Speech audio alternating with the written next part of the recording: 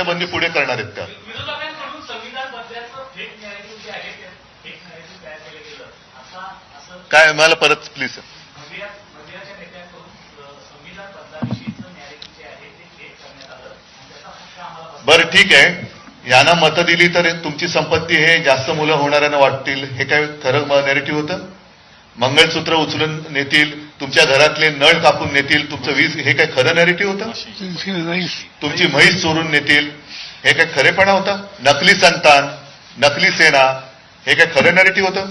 आणि मी प्रत्येकाला नोकरी देईन, प्रत्येकाला घर देईन, हे काय खरं नॅरेटिव्ह होतं? उद्योगधंदे वाढवीन, हे काय खरं नॅरेटिव्ह होतं?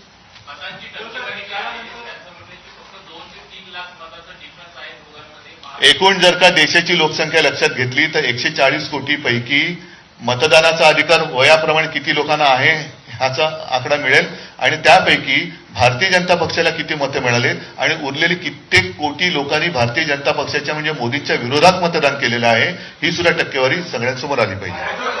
मला वाटतं बाकीच्यांना जरा विचार.